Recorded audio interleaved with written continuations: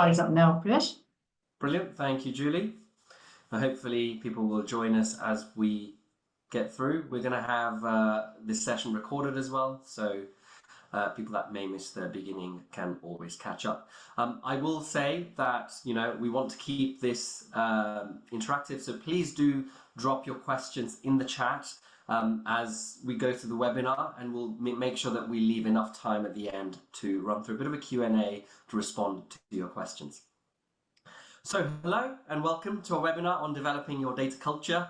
I'm Priyesh Shah, data evangelist who loves to help reform businesses across industries and domains into data-driven organizations. Yeah, hi, I'm Julie Brophy. I'm a business psychologist with a passion for culture and how it impacts on performance. And today, really, I'm looking at how we can use data to improve the employee experience. And hi, I'm Louise Braithwaite, and I work as a data scientist at the National Innovation Centre for Data.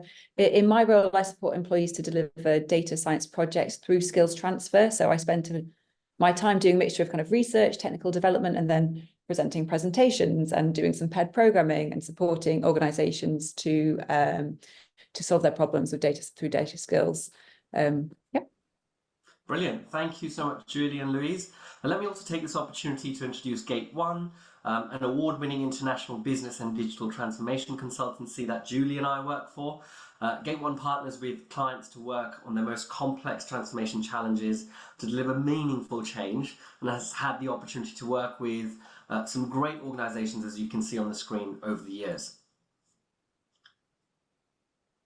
Oh, yeah, thank you for letting me do a little intro for National Innovation Centre for Data. So we were created with funding from the UK government and Newcastle University, and the centre was established to enable all organisations to improve their data capabilities and expertise so that they can solve problems and seize new opportunities. So our role is to strengthen the UK economy by transferring data skills into organisations of all sizes. And we do work with SMEs and also large organisations and public sector bodies.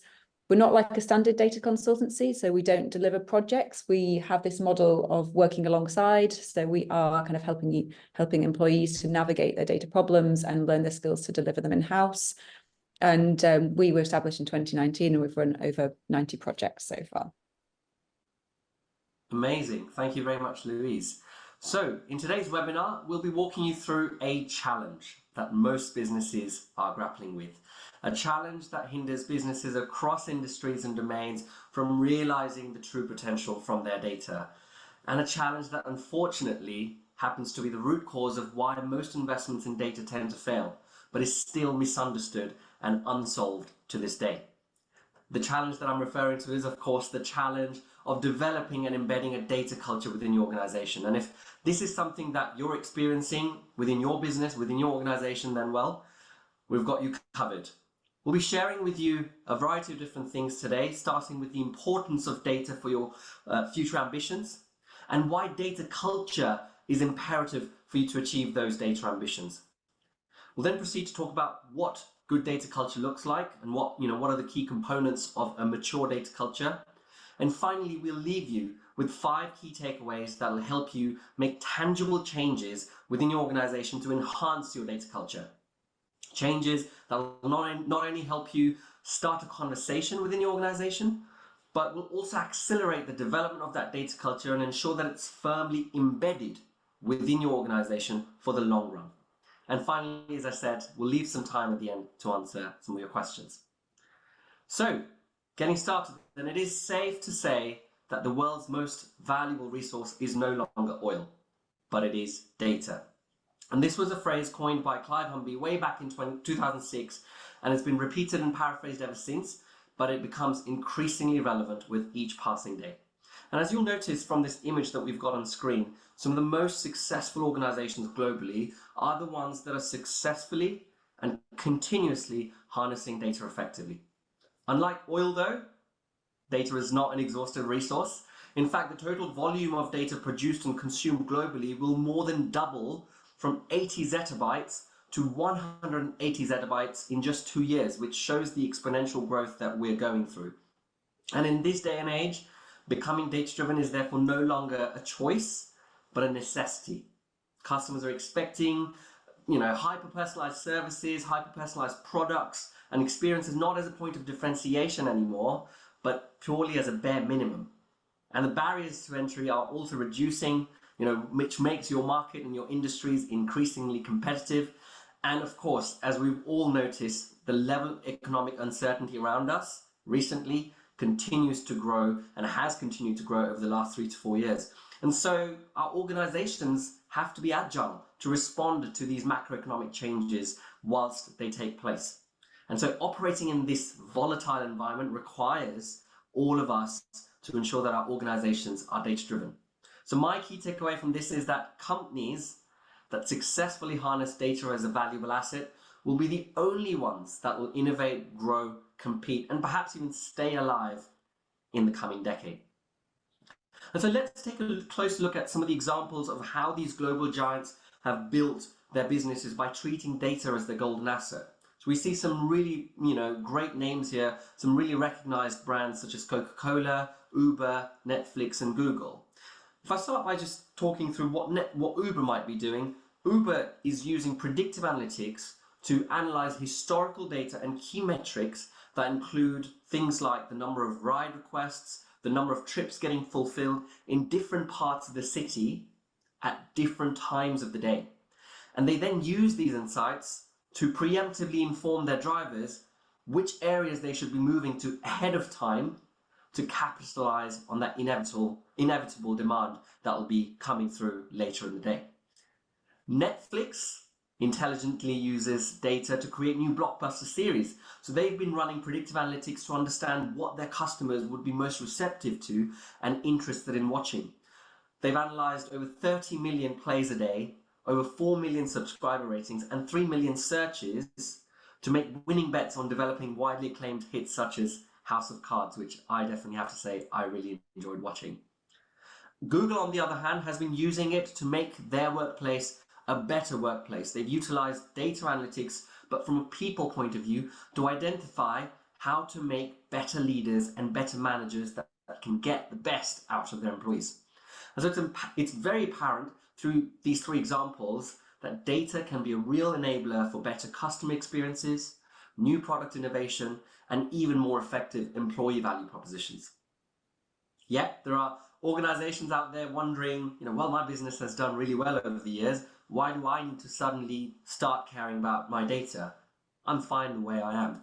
But we have proven data from the research that has been performed with objective metrics that prove that data-driven organizations are able to harness data to maximize their revenue, minimize their costs and risks, and leverage the potential from things such as robotic process automation, artificial intelligence, and machine learning technologies.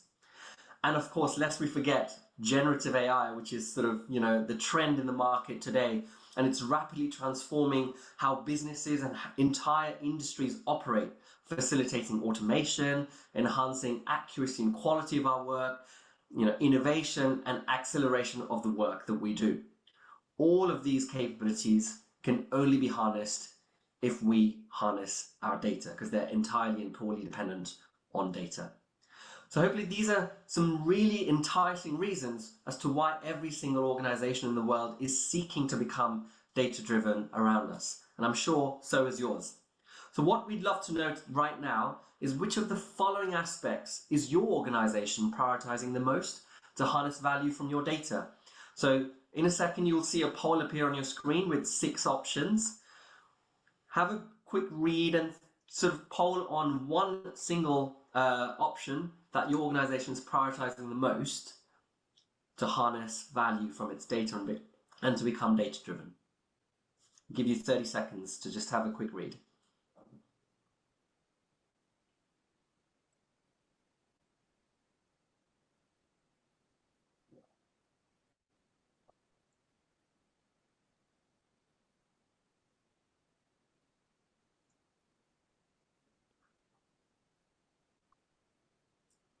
Ten more seconds.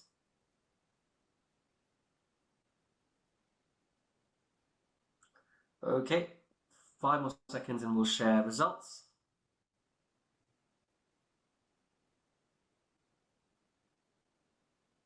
All right, let's put the results up. Okay, right, it's a real mix but what I can see is that a large majority have voted for the top three. So we're investing a lot in business intelligence solutions and platforms such as Tableau and Power BI. We're setting up dedicated data teams and data science teams. We're developing quite a lot in the space of data warehouses, data infrastructure. Some people are also investing in data literacy initiatives, which is great to see. That doesn't surprise me at all. That's great to see that we're investing in a lot of things to become data driven. But as we can gather from this sample research right here, lots and lots of organizations are spending money to become data driven by investing in the most advanced BI tools, setting up dedicated teams, looking at building their data warehouses. Often these do not drive the full potential value. And as you can see from the stats on the screen, the average large company spends about $2 billion on data and IT infrastructure per year. The value of the global big data analytics market is up to $274 billion. Yet, only 27% of business executives have said that their big data initiatives have actually delivered value. And that isn't really that big a number when you think about the sums of money that are being invested in becoming data driven.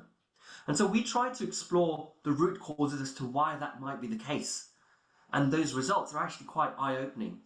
92% of the survey participants mentioned that the root cause of their organization failing to become data-driven were not related to technology. One of the organizations mentioned that they had quite an advanced reporting and analytics platform developed on Tableau with hundreds of insightful reports, but access was only limited to the senior leadership team to minimize license costs. And the senior leadership team did not have the skills to utilize these dashboards, so often they misinterpreted what they saw on these reports. And so they preferred making gut-based decisions rather than data-driven decisions. So all of the insights that were locked within these amazing dashboards was just lost to being unutilized by the business. Another organization claimed that there was a turf war going on within their business about who owned what data, and so access to the data was severely restricted. Anyone wanting to access the data had to go through several layers of bureaucracy and sign-offs to get their hands on it, which made data really siloed. And as we all know, what happens when data is siloed, you get hundreds of duplicative reports and hundreds of duplicative insights being generated all over the place, sometimes with lots of conflicting numbers and sometimes with lots of conflicting insights. Eventually, that puzzled the users, and they were deterred from using the data insights for decision making. And finally, we had one organization who said that the data quality was so poor, it was such a real issue that nobody really trusted the data. And so essentially what they did was they manipulated the analysis, the metrics and the KPIs to suit their stories and match their versions of the truth. So again, a story gone wrong to become data-driven and use data to make decisions. So in summary, despite having all of this data, the latest technology, the data lakes, skillful data teams and insightful dashboards, these organizations were unable to generate real value from their data. And that is because the value generation from data does not occur from the production of data insights, but it occurs from the consumption of data insights. And in order to ensure that the right data is continuously consumed by the right people at the right time to make the right decisions, what you need is the right data culture.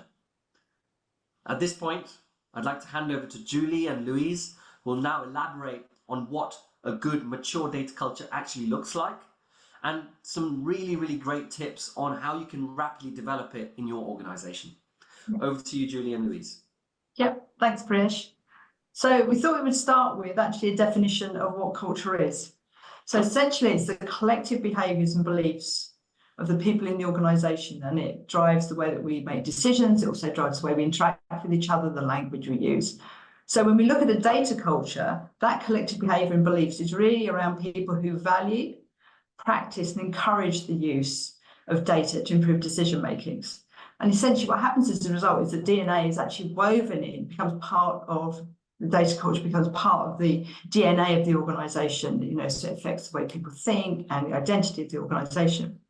Now, data-driven and data-driven culture or data culture are quite used interchangeably, but actually there is a subtle and significant difference between the two.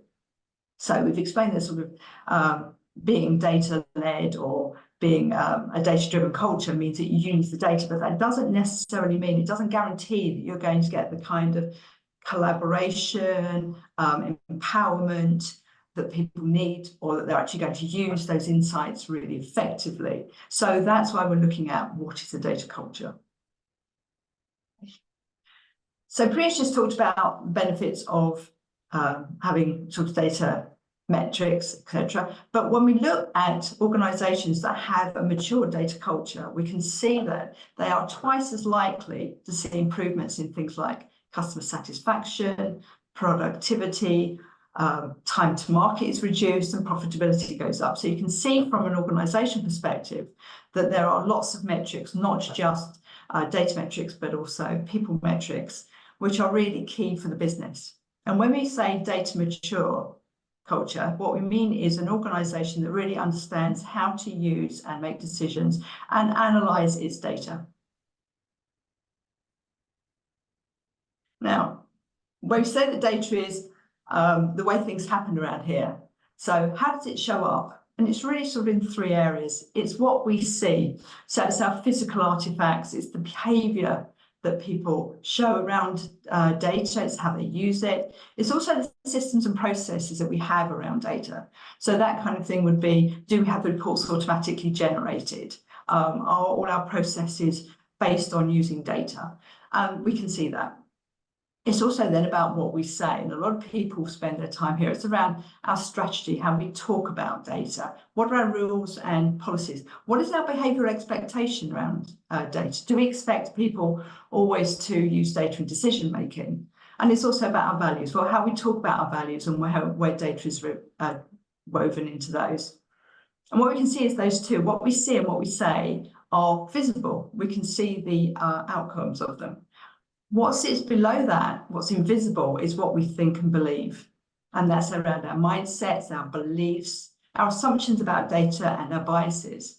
And those are more difficult to change. And they affect the way that people make decisions. We make decisions based on our assumptions and our beliefs and our biases. So if you think that you can't actually use data because you're not very good at it, that's a bias, an internal bias that you have. And that will affect your attitude and the way that you use data. Yes, I think I'm here to bring the data science perspective, aren't I, Julie? So yes, we what we see is that a lot of the work we do in the data science realm has been generally less understood and to some degree, well, less regulated. And so it's less visible to people. But obviously, with the developments like new BI tools, new AI products like ChatGPT, and also legal frameworks. So yesterday, the EU voted, the European Parliament voted through the AI Act. Data and AI is becoming more visible, and I love this pyramid because that really represents that. But in the work we do, we see, because we're working with individuals, we see a lot of that kind of hidden, more invisible things through our discussions with our clients of like, oh, I'm not very technical, or our organization doesn't tend to make data-driven decisions, our data's bad, and just kind of this these kind of mindsets and beliefs that may actually not be entirely true. What we also know is that data science is multidisciplinary and it requires domain knowledge. And so what we like to do is try and bring people together, because everyone can play a part in that data journey, even if you're not highly technical. And although our aim is to try and make more people data scientists, that's not the reality, and not everyone will be. Yeah, absolutely. And I think that's one of the things that will come out in these. So there was research done across organisations, across all sectors. And what the research found was that there were core elements to a mature data culture. And the first one of these was a balance of trust and accountability. So the trust went two ways. So organisational trust is that you actually trust your employees to use the data. You have data transparency. Priyesh talked earlier about data is often held just by the highest level in the organisation, but actually in organisations that really have a mature culture, mature data culture, is they have transparency all the way through the organisation. So the right people have the right data to make the decisions at their level. That goes the other way as well. So what they found in these organisations was that people trusted the data. They believed that it was safe, and they believed that it was actually accurate. So that was a key factor. What they also found was that accountability, this was balanced with accountability. So everybody was responsible for putting good data into the system, which obviously feeds into the response that we get good data back and we can make our decisions based on it. The second characteristic they found was about collaboration and breaking down silos. And essentially this was that people felt that they could ask for help. They could ask for help in terms of data, they could ask for help in how they analysed it. And they really created an environment where there wasn't any fear or concern about asking for this help and support. So essentially what happens is that the data team becomes the kind of connecting tissue between the organisation and the data, and also between different parts of the organisation. So there's a high level of collaboration around data in these really successful organisations. The third point was having high data expectations of everybody. So when they were recruiting in people, regardless of the role they were coming in for, they were looking for some level of data literacy or ability to use data. So all new employees needed that kind of data savviness. What they also expected internally was that people would use data, connect with data, look for data, analyze data, regardless of what their job role is. You didn't have to have data in your job description to actually be expected to work with data. The fourth point really was their commitment to realizing the value of data. They saw it as an asset. So they were willing to invest and commit into providing the data, but also in providing those skills that Louise has talked about to be able to use that data. And the final characteristic they found in this organisation was a level of curiosity and exploration. So employees were allowed to try things with the data. They were allowed to experiment. They were also allowed to fail, but when they failed, they needed to learn. So there really was an area where people could really practice using the data without so much regard for the outcome, because obviously when we're trying something new, it takes us time to get used to it, it takes us time for it to be comfortable with it. So these organizations would celebrate the use of data in decision making regardless of the outcome, but then they would learn from the outcome. What do we do? How can we do it more effectively? Yes. I love this phrase you said, Julie, of the connecting tissue of the data teams from the data to the organization. And yeah, to iterate what you're saying, what we witness in the work that we do is yeah, people should have high data expectations of the team, of how they interact with data, and it works, like you said, both ways. We should also have high expectations of our data serving us, so we create space for people to learn and to fail, so that they, you don't master anything straight away, do you? But it's also helpful to reframe how we think of our data tools as kind of user products, right? They're there to serve you, they're there to serve your colleagues, and they don't exist on their own. They need to be looked after and maintained.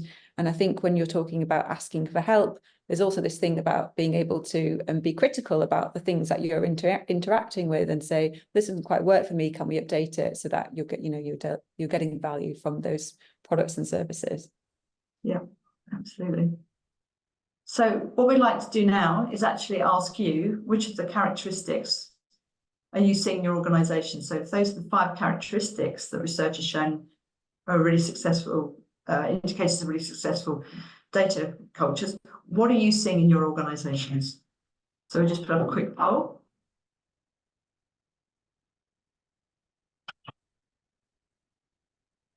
So yeah, just think about those. Is there that trust both ways? Are you trusting the data? Do you trust the data? Are there collaborations with data teams, or do they sit somewhere else? Is everybody expected to use data? Is there a real commitment to realizing the data? Is there investment not only in the technology but in the people? And are you allowed to play with the data?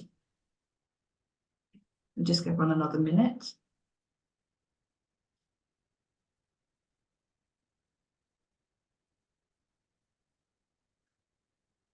Yeah, fair enough. Yeah. If we share the results.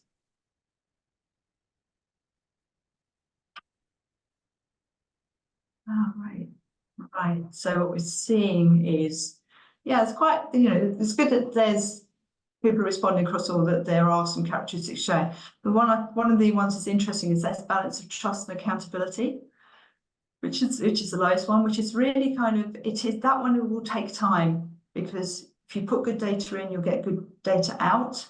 But if you don't see the value of the data at the moment, and if you're not being given access to the data, then that's going to cause a problem in actually developing that culture, because culture will take time. Louise, anything stand out for you? I think it's great to see that there's lots of space in organisations now for curiosity and exploration. We are in that phase. People are adapting. There's so many new tools out there on the market that people need the space to kind of get to grips. And unless people are given the time, it's very difficult to build on that. Absolutely. I mean, you just about get your head around one tool, and then there's another new great development, and then you're like, all right, I could learn this one as well. So all these things take time. Yeah. Thank you. Okay. So Priyesh talked earlier about only 27% of organisations feel that they're getting the real benefit out of their investment, and we've talked about the role of culture in that. So we wanted to talk now about why is culture difficult to change. And as we said at the definition at the beginning, it's the collective behaviours, the collective beliefs of the organisation that make the culture, which means that it's shared, which means it's the responsibility of everybody. It can't be something that you hand over to HR. It can't be something you hand over to the data teams. Bringing in and really embedding a data-driven culture, a data-mature culture, is actually the responsibility of everybody. So, as I say, don't leave it to HR. One of the things you can do is actually to recruit and train data culture champions within your organisation. So actually give them the skills, the understanding of what you're doing with your data, where your ambitions are with your data, and get them to actually talk to their colleagues, the people they bump into. So it doesn't become the responsibility of one person to communicate out, it's everybody. So you have these champions at various parts of the organisation, and they are identified, and people can go to them and really understand things behind it, and the kind of behaviours and the way that we need to interact with data. Data is always developing. Whether or not you are cultivating it or not, your data is evolving. You can, as an organisation, actually actively do this. As people come and leave the organisation, they will have an impact on the culture and the way we're interacting. And you can actually, as an organisation, drive and steer the culture in the way that you want it. So the thing to do, I think, is really when you have new technology come in, when you want people to behave in a new way, don't assume that your culture doesn't need. So regularly review it and think about what are the things that you want to maintain and what are the things you want to change.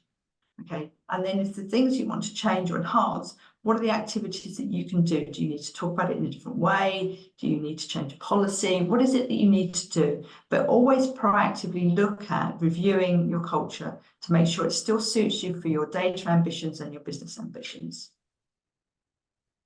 The third point, if it feels the silence, so it should always be aligned to strategy. If people don't understand where it is they are going as an organisation, what the strategy is, what you want to achieve, then their own biases, assumptions and beliefs are the things that are going to drive the behaviour that they do and their decision making. So if you aren't guiding them, it will be driven by them, and you may not get the results that you're looking for. So don't assume people will know how to behave because you haven't directed them. So actually develop a culture strategy. I mean, organisations develop a business strategy, they might have a data strategy. So develop a culture strategy that goes alongside that and is aligned to what you want to achieve. The fourth one is it's self-perpetuating and can be resistant to change. Organisations, if someone's joining an organisation, they look at the culture, and if they fit into that culture, they are more comfortable and they will stay. And that kind of makes it self-perpetuating. So if your culture is really not about using data, then someone who comes in, if you say we actually need to bring in someone to help us drive our data, they will find a culture which is not as welcoming to them. So there was research, and it came out in Harvard Business Review, where they were saying that the average tenure of a chief data officer was only about 2 years. And one of the main reasons was they didn't feel that they could really effectively communicate what they were doing or get their audience to really understand. So if you are bringing in people who are going to give you a different view, disrupt your view of data. Make sure that you've actually prepared the ground and that people understand that is their role. I think the other thing as well is don't ignore the emotional side of change, because when we ask people to change, there is an emotional response. There might be a very rational way you're doing it, but people may not feel like that. So especially if they have, as we were talking about earlier when Louise mentioned, biases against the fact they're not very tech savvy or anything. If you bring in a load of data change or bring in a load of data tools, people will naturally respond to that. So regularly checking with people how people are feeling. Where are they? How do they feel about it? What can you do as an organisation to calm any fears or to help them to engage more with data? And the last one, it takes time. There's no silver bullet. There's no quick win on this. Changing culture requires consistent reinforcement over time. So it's that regularity of this is what we're doing, this is why we're doing it. And a couple of things you can do there is don't assume that one message is enough. I remember working on projects with people and they said, well, we told them why we needed to change, and that would seem to be enough, but it's not. It's that regular rhythm of communication, building in success stories so that people know this is working. So those are sort of 5 reasons we think that culture is difficult to change. I'm sure you've seen that as well, Louise. Oh yeah, and I've seen some kind of, I guess, not people making maybe the wrong steps when they're trying to bring about cultural change. And one of the key ones we see is kind of novel projects that don't align with delivering value to the organisation. And this will, straight away get some people's backs up, because if they're not, if the data team aren't clearly, bringing value, I think this goes back to what Priyesh was saying, straight away you're going to be losing some fans. And so we try to, with our data science clients, get them to scope data science projects that are based upon a business value so that they can articulate that across the business, and so that they can, explain why they're there, what they're doing, what value they're going to bring, and hopefully that helps with some of these things that you've mentioned. I think another key one is that, it's everyone's responsibility. And what we sometimes see is when we get like a part of a team come in rather than like people from across the organization, maybe we've missed out a key person from IT. Yeah. And we hit these blockers straight away, like simple ones about getting the right packages on kind of lockdown laptops. And that's important because that's a very small problem that we can deal with straight away. But in the long term, we want to integrate our data products into existing systems. And so we need buy-in across the whole organization. Yeah, absolutely. So Priya said we were going to give you some recommendations to actually start this journey, how you start to embed it. The first one is really around, as we say, this balance of trust and accountability. And we've talked about it a number of times at different points, but it's about democratizing that data access, giving everybody access to the information. As Priya said, in some organizations, it's only at that senior level where they have management information. And the information then, and the decision then trickles down. And again, people aren't seeing that connection between the data that they've seen and the decision. So you're not starting to build that trust in the data. So it's about giving access to the right data, the right people, so that they are actually able to make decisions based on data. The second one, we've talked about this again, is don't isolate your data teams. Actually have a look at your organisation structure. Does it actually foster engagement and collaboration between the teams? Are there actually barriers that you've built into the organisation because of your structure?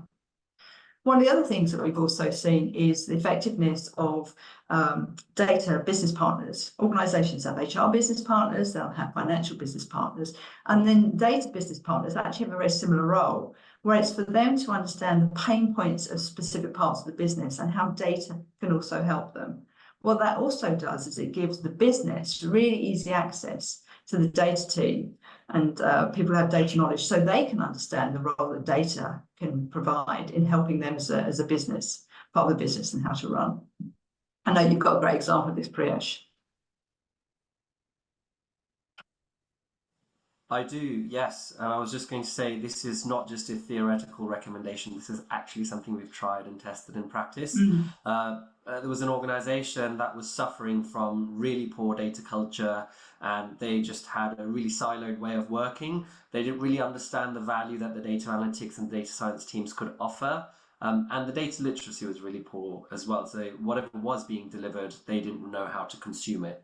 So what we did was we moved away from a siloed data team structure and redesigned the organization to have a center of excellence. So all of the data analysts and data scientists had one home, and they could learn from one another and share best practices and have consistency and standardization. But they were then embedded as a hub and spoke model. So you had a center of excellence, but then the analysts were embedded within different parts of the organization, whether it was broken down by business units or functions. Those analysts were then working sort of shoulder to shoulder with those relevant business functions. And what that led to was the data analysts and the data scientists were able to really understand and have a finger on the pulse of what the priorities were for those organizations and build their domain expertise, and in doing so offer them better help and better support. And on the other hand, it organically grew the data literacy within those teams because they were able to engage much more smoothly and seamlessly with these data scientists. So it was a great sort of journey, and that really helped them solve that problem. Thanks. But then look at high data expectations, and this is really making quality belong to everybody. I think Prash said earlier, or Louise said about one of the concerns is that if people don't think that the data is of good quality, then they won't use it. They won't use it in their decision making, and they won't use it. So one of the things that we can do as an organisation, as data scientists or data enthusiasts or advocates, as Prash certainly is give that data back in a way which is useful and meaningful to people so they can understand it. So give it back to them in forms of insights or visualizations that they can actually use. And if you don't know what's going to be most effective for them, go and ask them, how would you like this data presented back? How is this going to be most useful for you? And again, I know that you've got a practical example, Prash, where you've worked on this with the client. This was a financial services organization, and they had a really long-standing battle internally whereby they were keen to capture every minute of time that was spent by the people in the organization and what they were spending time on. And there was severe resistance from the organization as to why do you want to track our time? Well, the intentions were great. They wanted to optimize the time, and they wanted to bring in efficiency. And they also wanted to kind of understand what's the return on the investment. So the intentions from the organization and the leadership team were right. They faced with so much resistance that it actually led to a culture clash. And it got to the point where the leadership team started penalizing people that weren't logging their time accurately. And so it was a really, really bad situation to be in. And when we kind of went in, one of our recommendations was, why are these people, going to log time in this level of accuracy and this level of granularity when they don't receive anything in return? So clearly your data quality is going to be really poor. And what we did to turn that around was, we said, okay, if everyone logs time, every week we will turn that around into really meaningful insights for you as individuals. And so we started sending out automated sort of dashboards in their inbox once a week that said, here's where you've logged your time this week, here's where you've been bottlenecked or blocked by another team, or here's some time that was unproductive. For team managers, we managed to kind of give them an overview or a summary of how was the team's resource allocation, what were their priorities, and that helped them at a team level to manage their priorities better. It helped individuals get better at their time management as well. And, within a period of 3 or 4 months, these people started taking data quality so seriously that it just created an amazing cycle of them caring about data quality and putting in the best data. So it was a great example of, if you make data useful for the people providing it, they'll be sure to guard it and ensure that it's of its highest quality.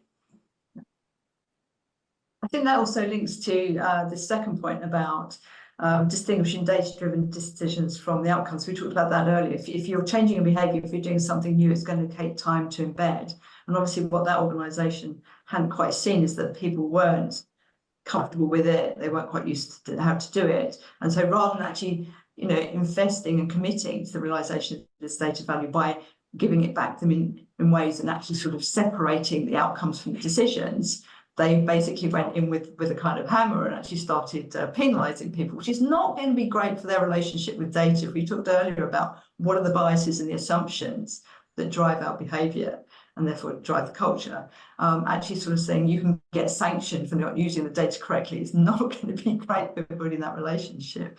But this is, as I said, it's really about separating the outcomes quality with the decision.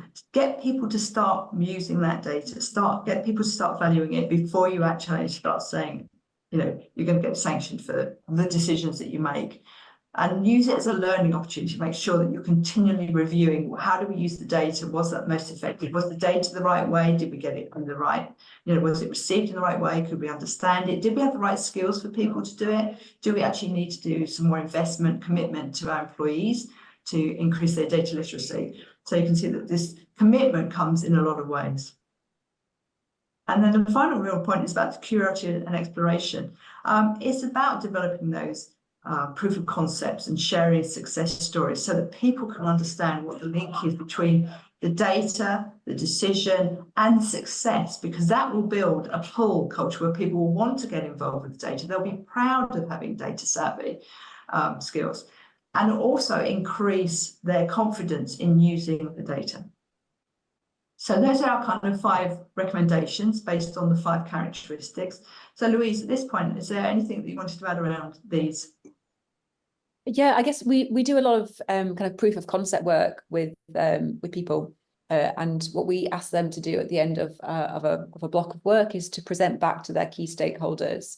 And this is an opportunity for them to tell, what they've learned and then what they've made and how potentially that could be brought back into the business. And what we found is that lots of these sessions go down really well, and they're asked to kind of roadshow them around their organization. And in doing so, one, they're getting some great airtime, presenting the work that they've done. They're displaying new methods that could be adopted by other people in different departments, but they're also like a little barometer of like, what's the interest, who's coming up and talking to me about this after. And you mentioned before, like data champions and that sort of thing. It's these little touch points to kind of help drive the culture forward. And I think proof of concept work can be really helpful with that. Great, thank you. So what we've covered is really, Precious was talking about why data is so important, especially in the current environment and the way things keep changing. And what Louisa and I have talked about is the importance of that data culture. So really, as we said at the beginning, really benefiting from the possibilities of technology. Your technology ambition is not just about investing in the technology side of it, or large data warehouses or any of those kind of things. It's also about ensuring that you have the right data culture. Absolutely. Hopefully we've managed to inspire everyone that's joined here today and urge them to invest in the data culture as much as they invest on the technology side of things. But if you've got any other questions, we've obviously got a Q&A set up right now. We'll answer your questions if you feed them into the chat. But if you'd like to connect with us outside of this session, we've provided some details here. Please do get in touch. I'd probably just summarize by saying that, data quality and data, technology, data infrastructure, all of those are worthwhile investments to make.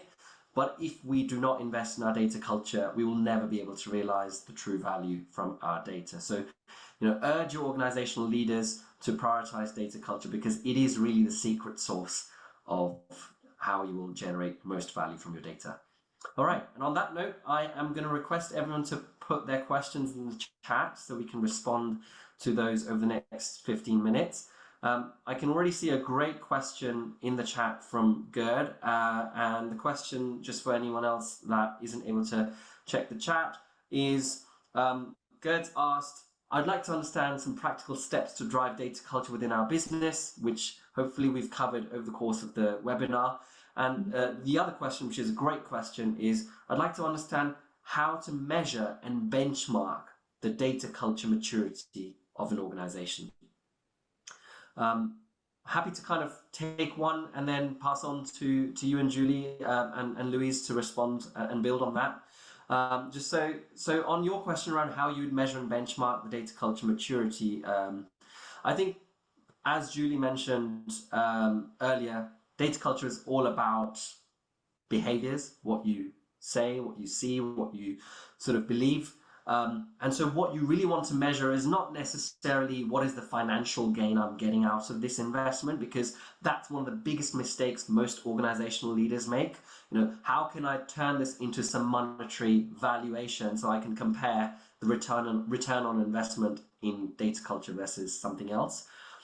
Because this is quite intangible and therefore sort of quite non-financial, what you really want to measure and optimize is those behaviors. So what do I mean by those behaviors? You know, data-driven decision making, the data literacy within the organization, data ownership within the organization.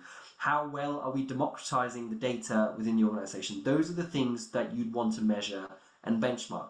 So if I kind of distill that down further into a bit more detail, to data-driven decision making, for example, you'd want to ensure that all of your key meetings are always facilitated by data.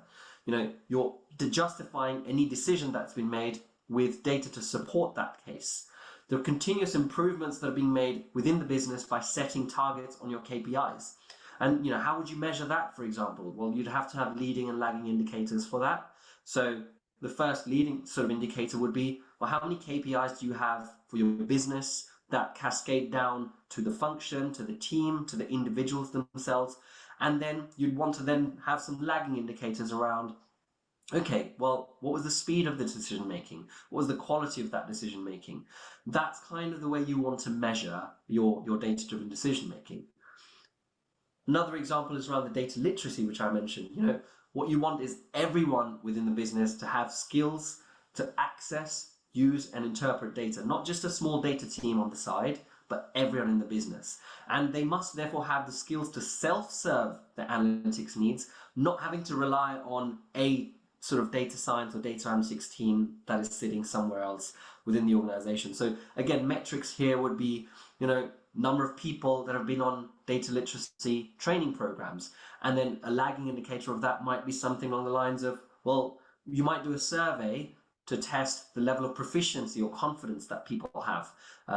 So those hopefully give you a bit of a flavor of what we're referring to. They're not necessarily financial, they're not really easily measurable, but it's going to be a composite measure of different proxy measures.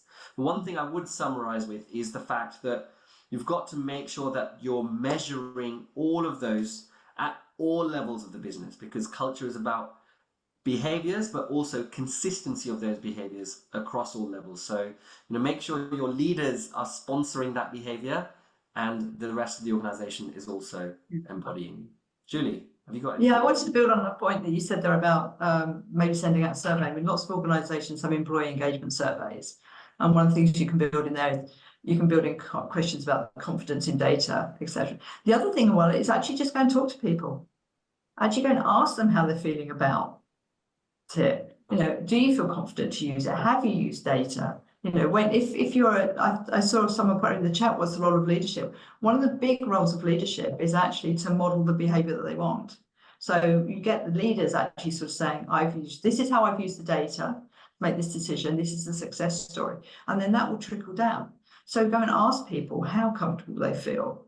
Also, one of the other things is as a leader, you can watch the behaviors when you have a meeting and someone comes in, and as Prish said, if they've made a decision or if they're putting something forward, ask them where the data is.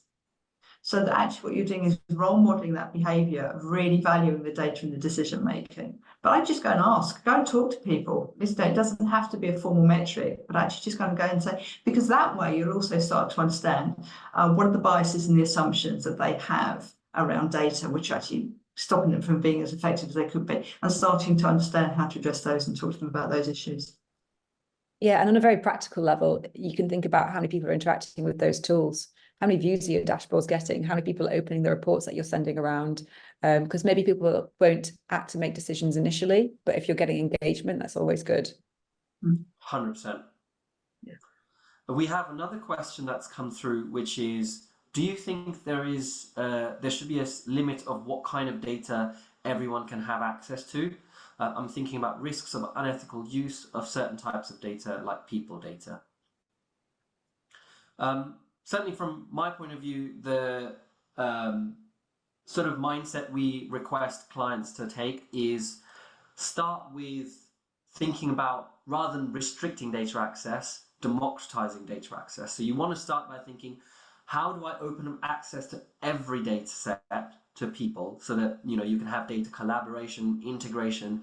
You know, when you start seeing patterns by correlating one data set with another, honestly, the insights that can generate far sort of outweigh some of the limitations of you know, or the benefits of limiting the use of that data, or limiting the access to that data. So it's a great question, because yes, you know, how do I ensure that I give everyone that access without sort of risking GDPR, without risking sort of unethical use? So there are 2 points there. Number one is, of course, try and open up as much access, but then you kind of take a use case by use case decision to say, well, where do I need to provide access for what use case? And also, where do people sort of not really need access, or this data set is fairly restricted? And so for specific data sets, we have to have some kind of process where people have to request access. So it's not something that's necessarily done by default for every data set, but for specific data sets. And the second thing is, you mentioned unethical use. A lot of times people aren't even trying to be unethical. People are not trying to deliberately disobey GDPR regulations or compliance requirements. They do them accidentally. So what you've got to do is, as part of your data literacy initiatives, upskill them, make them more aware, spread the knowledge about their actions and the potential impacts and implications of their actions. Now, once you trust them enough, it builds that level of responsibility within them. If you kind of don't put in that trust within your employees, you're going to struggle with that, responsibility side. So I would say, build those data literacy programs and help them recognize their responsibilities as data stewards. Anything you'd like to build on, Louise? Yeah, sorry, my camera seems to have frozen, so I apologize if I've frozen. I can still hear you guys. I have something to add. There's absolutely limits, and there's legal frameworks that we have to follow for that. But there's also the question there about ethicals, the ethical considerations.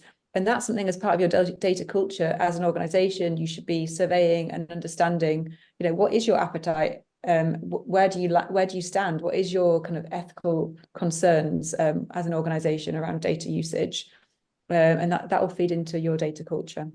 Yeah, I think, and I just want to add one thing, really, what we both said is that if you look at research around employee engagement, the higher your employee engagement is in your organization, the less likely you are to have those kind of issues around data or any kind of unethical use. So again, if we're building this really inclusive culture where people are trusted, where they understand what it's being used for, as the engagement goes up, you will find the incidence of this actually goes down as well. There's a great question from Simon, and Julie, perhaps you'd be best placed to answer this. Where do you focus effort on behavioral change in a large organization? Who do you start with? My personal view is it always has to start at the leadership, because they are the people who should be role modeling it immediately.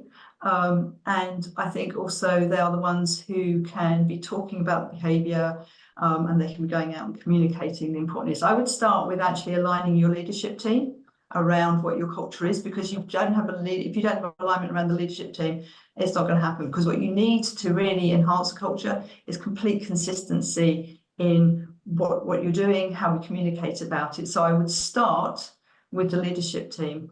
And then it's about, I would say, when you get down to lower organizations, it's about finding those minimum viable changes, what to do to the culture. I mean, what you can't do to people is, anyone who's actually tried to change a big habit of theirs as a New Year's resolution, big changes is more difficult. Big behavioural change is more difficult. So actually look at those small behaviour changes. So what is the behaviour you want to change?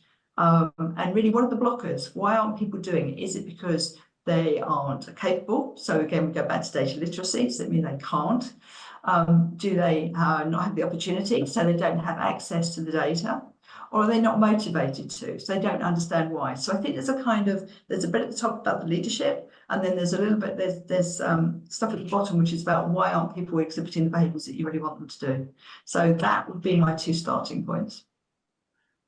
Yeah, and I think I'd build on that, Julie, to say that, you know, this is where proofs of concept and pilots would be amazingly valuable, because you're kind of doing it in a very safe group of individuals. You're trialing, testing what works, what doesn't work, and then you're kind of using them as the change champions, as advocates for the change, because there's something really powerful about change that is recommended and sponsored by your peers. So, you know, something that you can do to do those pilots and proofs of concept by finding those change champions within your organization who have great amount of influence would be, again, something that I would really recommend you focus on.